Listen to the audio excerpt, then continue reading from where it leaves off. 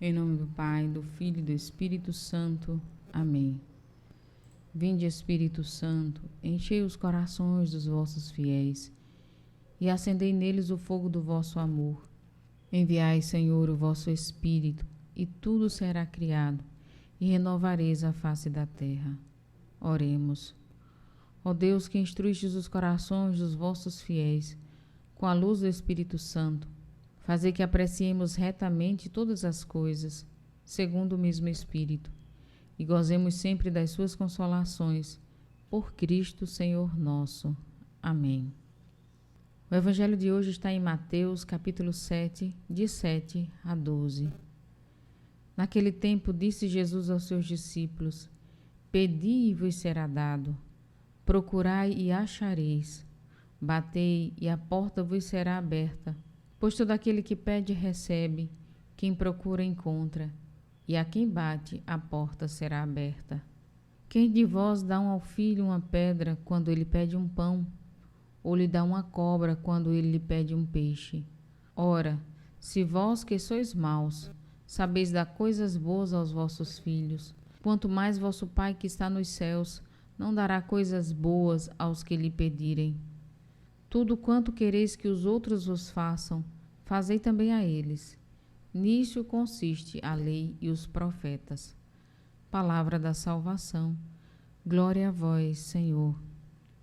Queridos irmãos, o Evangelho de hoje é um belo convite à confiança, à perseverança e à fé na bondade de Deus e dos homens. Primeiramente, Jesus nos fala sobre o dom da oração, nos dando alguns verbos muito importantes que mostram um movimento da ação do homem e da ação de Deus. Que verbos são esses? Pedi, procurai, batei. Essa é a ação do homem. E da parte de Deus: será dado, achareis, a porta vos será aberta. Isto é oração. É o movimento da ação do homem, é o movimento da ação de Deus. E o mais interessante é perceber que, primeiramente, há uma ação do homem, da pessoa. É bonito pensar que o movimento da nossa ação move o coração de Deus. Você pode até pensar, mas eu preciso pedir quando Deus sabe o que eu estou precisando? Eu acho que diálogo é isso. A gente tem que entender que a oração é uma relação. O centro, na verdade, não é o que nós pedimos, o que procuramos. O centro é a nossa relação com Deus, que é feita da nossa parte e da parte de Deus. Então, é muito simples eu achar que basta Deus saber o que eu estou precisando, como se nós fôssemos nos relacionar com Deus em vista do que nós precisamos. Mas, na verdade, nós nos relacionamos como filhos que revelamos o que nós estamos sentindo ao coração de Deus. Isto é oração.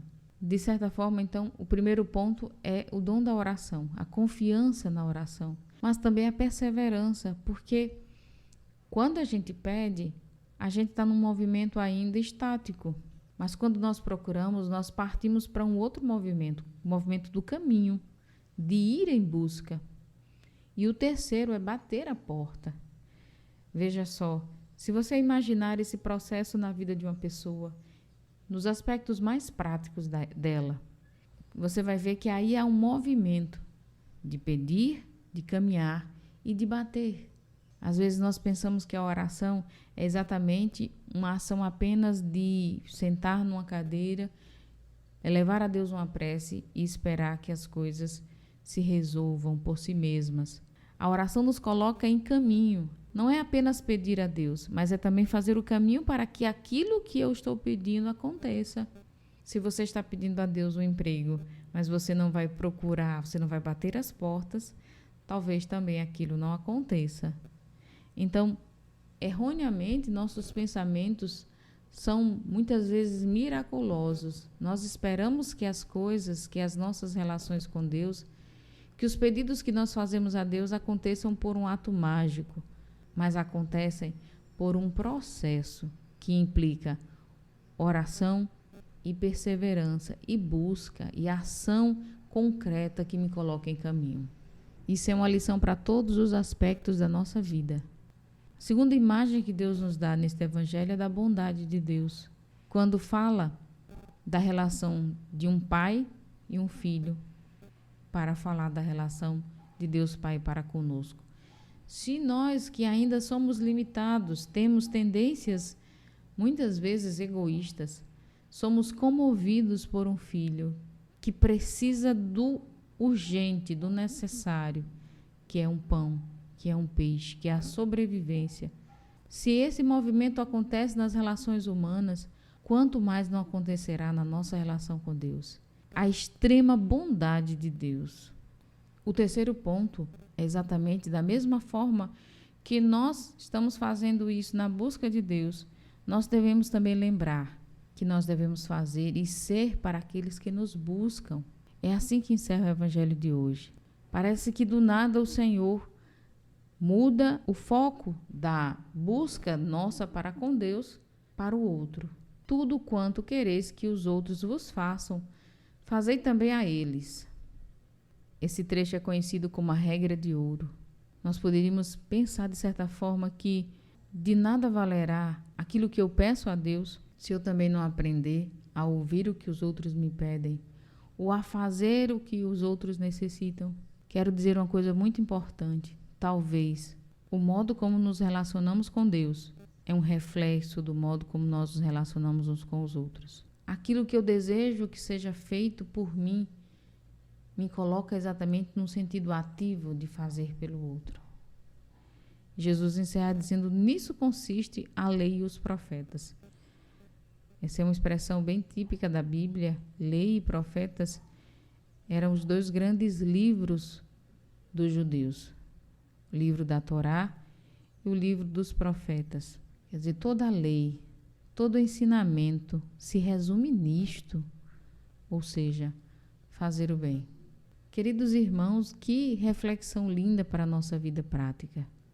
Primeiro, nunca pensar numa oração estática, passiva, mas sempre pensar numa oração que primeiro é relação, segundo é confiança, mas é também perseverança. Nunca posso pensar num pedido que faço a Deus sem pensar naquilo que eu posso fazer para que aquilo também aconteça. Depois, essa relação não pode me tornar egoísta. Eu não posso viver minha relação com Deus de um modo e viver minha relação com as pessoas de outro modo. O que eu vivo com Deus, se não se transformar naquilo que eu vivo com o outro, será sempre incoerente. Esse é o pensamento de Jesus e isso que nos provoca cada dia. Por isso, vamos rezar.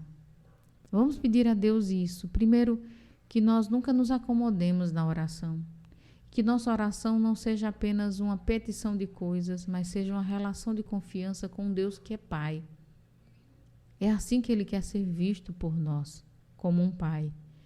Um Pai muito melhor do que os melhores pais que possam existir nesta terra. Meu Senhor, diante de Ti que és Pai, que é esse bom Pai, nós apresentamos todos os nossos pedidos. Nós temos a confiança de dizer a Ti, Senhor, o que nós necessitamos. Mas nós queremos também pedir, Senhor, a coragem de colocar os nossos passos no caminho. Se nós estamos Te pedindo saúde, se nós estamos Te pedindo um emprego, se nós estamos Te pedindo, Senhor, a graça de uma reconciliação, dá-nos a coragem de não apenas pedir como um passe de mágica, mas de pedir como uma ação transformadora, que me coloca como corresponsável naquilo que eu Te peço. Dá-me a coragem, dá-nos a coragem, Senhor, de até mesmo bater as portas que precisam ser abertas na minha vida, nas minhas relações, na vida contigo. Por fim, Senhor, que tudo isso que eu vivo contigo se manifeste também naquilo que vivo com o outro.